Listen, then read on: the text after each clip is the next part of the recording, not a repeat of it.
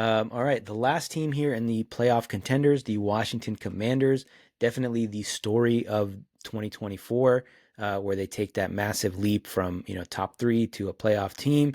They win in Detroit in the playoffs. They go on the road and do that, fall short against Philadelphia, but no harm and no shame in losing to the Super Bowl champs. Their win total is 9.5, just like everybody else. What did you have for the Commanders? Yeah, I had oh man. I was really conflicted. I thought about 10. I really thought really hard that maybe they could be a 10-win team, but I settled back on 9. I was just like, a lot of rookie success for Jayden Daniels. There's definitely going to be some regression from Daniels. He's not going to have that same kind of spectacular season. He's still going to have a good season. I just think there's going to be some regression for him, and the way he plays, the way he runs, a lot of injury concerns for him too. So, and he's more slight built than you'd like him to be if he's running that much. So, but I like the offseason moves that they try to do and try to make, but I do think there might be some just a little bit regression here for the Commanders, but especially because they came in so hot and so unknown last year.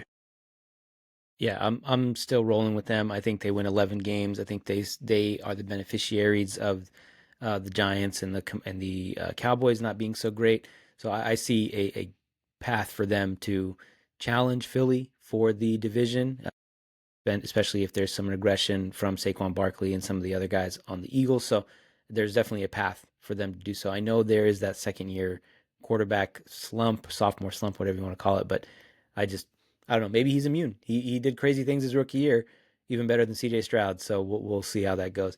And he's an older quarterback. Again, that's the other thing is he's not a super young, second year quarterback. He's in his mid 20s already. Who are your fantasy picks for them? My sleeper is Bill Croskey-Merritt, as Yeah, he goes I was by. gonna say, Bill. what are you gonna say for his first name, Bill or Jacory? I went with Bill. That's what he said he wants to be called. He wants to be called Bill. And I guess because his name is kind of like sounds like Bill Cosby a little bit. That's why he's called Bill.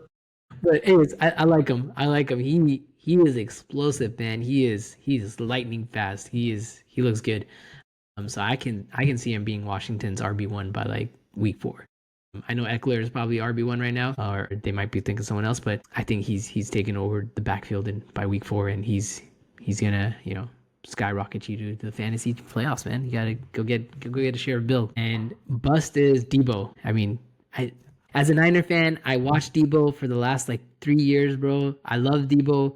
Wish he was on the Niners still, but there's just something off about him when he plays. Like I just he never looks in shape. He never looks like he can run a slant route. He never looks like he can run any route, if I'm being honest. And then somehow he breaks loose and he just turns on these jets that you don't even think he has. I think that's his like thing. Like people don't think he has these jets, and he has these jets. But now the league knows he So he has. beats you to the corner. Yeah, but like, oh wait, he does have jets now. So like, what else does Debo have in his bag? And he doesn't have anything else in his bag. And he's older. He's slower.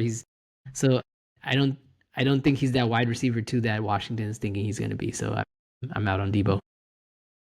I wouldn't say I'm out on him, but I understand the sentiment. My picks for them, the sleeper is Chris Rodriguez for me. I think he's the beneficiary of Brian Robinson getting traded out. I think even if Bill Krosky has a good season, I think it's going to be Ekeler that gets pushed down because he is older. He's not very explosive. So I think Rodriguez is going to get those goal line carries. And I think he's listed as the RB2 right now. I know depth charts don't mean too much, but I think he's going to be the main beneficiary of Brian Robinson getting traded. And my bust is Terry McLaurin. Again, relative. We talked about it already.